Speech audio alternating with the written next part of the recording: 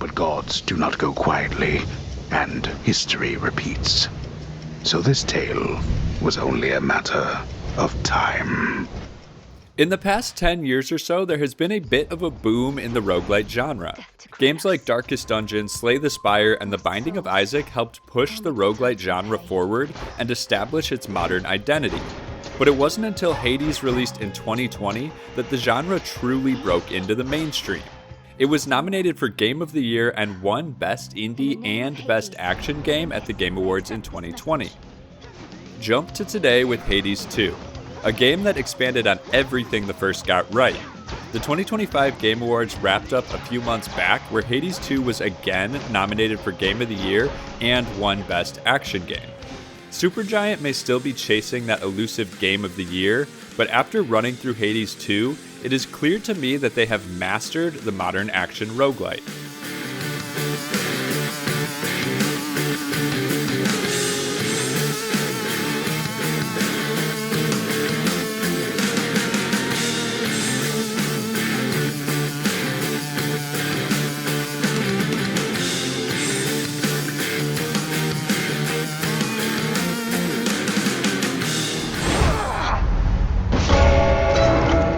Same predictable result, yet you persist. So in case you missed the first Hades, or you're not exactly sure what I mean when I say roguelite, here's a quick breakdown. A roguelite is built around procedurally generated runs that you repeat every time you fail. Between those attempts, you unlock permanent upgrades that gradually make you stronger. The combination of progression and trial and error mastery is what creates the modern roguelite loop. It's a structure that can be applied to platformers, shooters, deck builders, and in this case, action. In Hades 2, you play as Melinoë, the daughter of Hades and Persephone and sister to Zagreus, the protagonist from the first game. When she was still an infant, the Titan of Time, Kronos, escaped his imprisonment and overthrew the House of Hades, capturing the entire royal family. In the fray, Hecate, the goddess of witchcraft, managed to escape with Melinoë, raising her in secret and training her for the day she would return to reclaim the underworld. The game starts in the Crossroads, the home of Hecate. Melinoë is grown and ready to rip. With the Crossroads as the hub, you make an attempt to fight through various regions on your way to the underworld. When you fail, you will be sent back to the hub to reassess and start from scratch. Melinoë is equipped with one of 6 unlockable weapons, each with their own basic and special attack, as well as a chargeable Omega attack attached to each of these. She can also, regardless of weapon choice, drop an AoE circle that holds enemies in place. During each attempt, you'll fight through procedurally generated rooms, earning rewards at the end of every encounter. These can range from health and mana upgrades, to currency and crafting materials, to blessings from various Greek gods and mythological figures. Those blessings modify your weapon's attacks or give passive bonuses, gradually shaping the build and playstyle for that particular run. The build crafting comes down to a constant series of micro decisions. Before entering each room, you'll choose between 2 or 3 doors, each offering a different type of reward at the end. If that reward is a blessing, you're then prompted to choose between 3 randomized options from that specific god. This process repeats itself throughout the entire run. It's not just about picking what sounds strong in isolation, but leaning into the direction the run is already taking. Because of that, the build crafting strikes a perfect balance between preparation and adaptability. You don't get to choose which gods or blessings will appear, and no 2 runs ever take the same path. You might choose the axe with a wide sweep primary attack and think, if I can get a fire blessing on this, I can apply burn to a ton of enemies at once. But that blessing may not show up in time or at all, forcing you to pivot, and more often than not, embracing that pivot leads to something strong in its own way. That push and pull between the build you plan and the build you actually create is what makes every run feel distinct.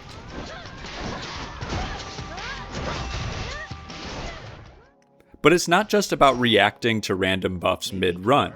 There's a substantial layer of pre-run planning that lets you influence how an attempt might play out, and the most notable of these systems is the Arcana deck.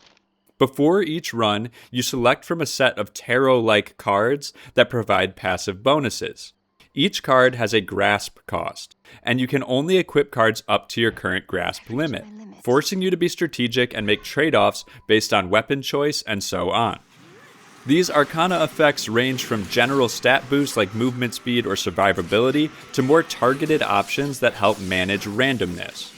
You can take a card that allows you to re-roll rewards a number of times, or if you're using a mana-heavy weapon like the torches, opt for passive mana regeneration, which can ease the need for a mana regenerating blessing to appear at the right time.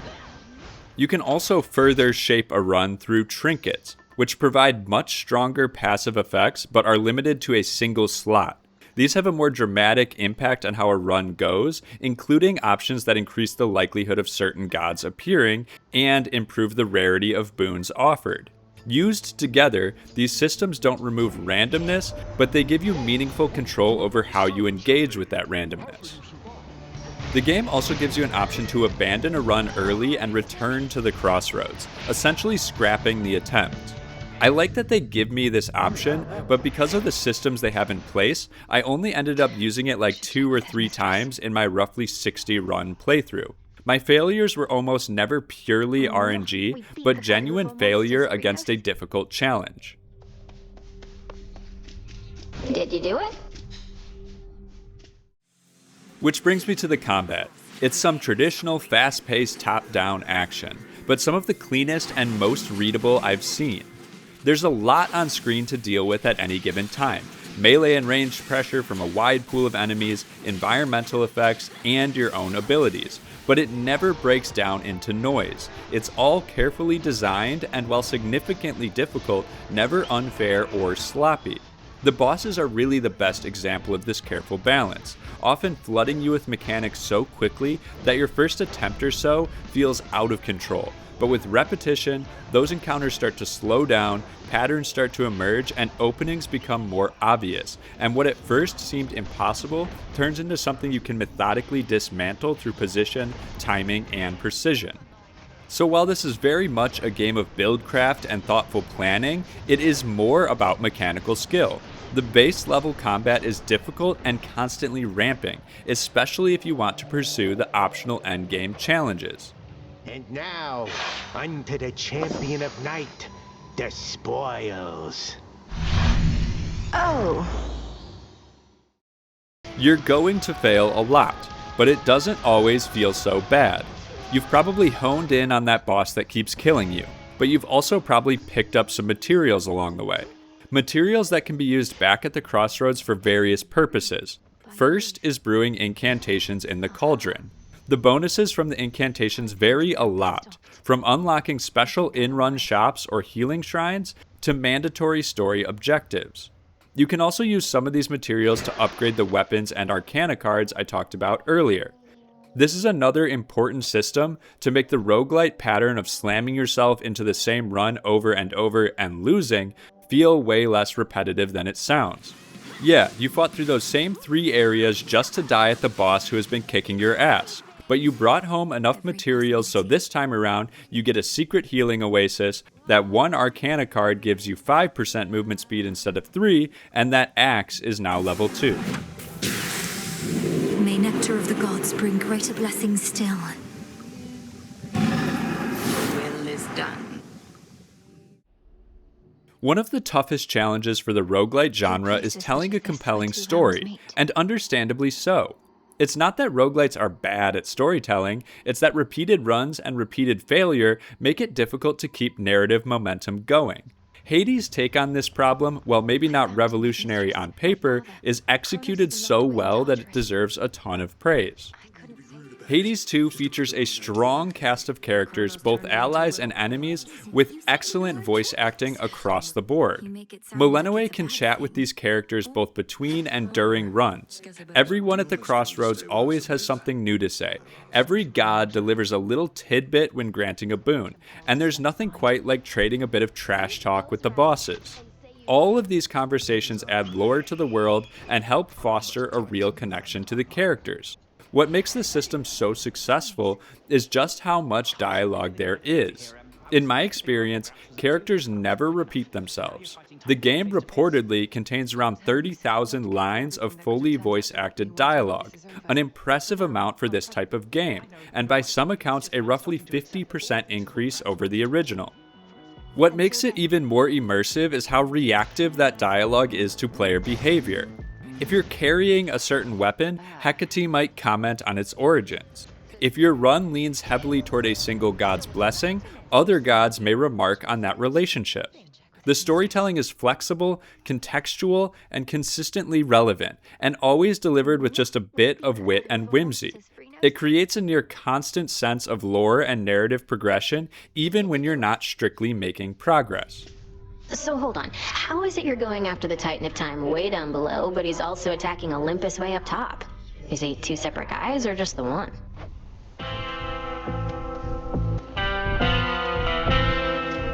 The game's story and overall vibe are heavily supported by Darren Korb's score, who has slowly become one of my favorite video game composers.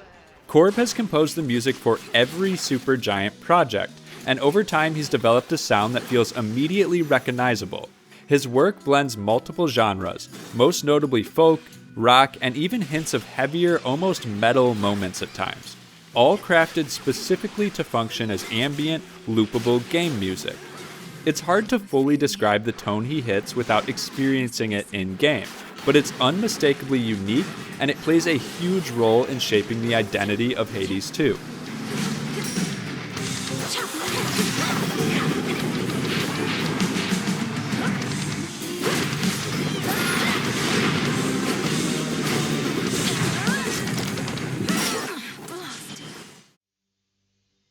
At the end of the day, Hades 2 feels like the culmination of everything the roguelite genre has been working towards for the past decade.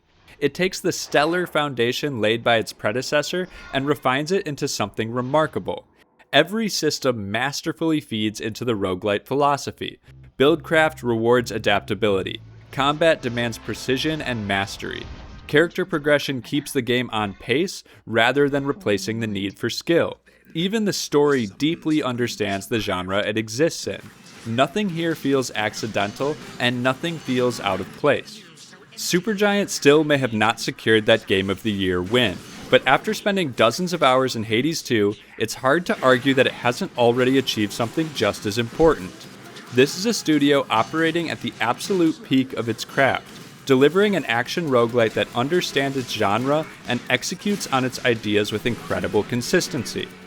If you're even remotely interested in roguelites, or if you've bounced off the genre in the past, the Hades series stands as both an incredible entry point and a benchmark, with Hades 2 feeling like its ultimate expression. Unseen, hidden in the wild wood, sheltered by the dark, the Silver Sisters wait. The moon marks. Thank you for watching. If you enjoyed the video, please like and subscribe to support the channel. And until next time, cheers.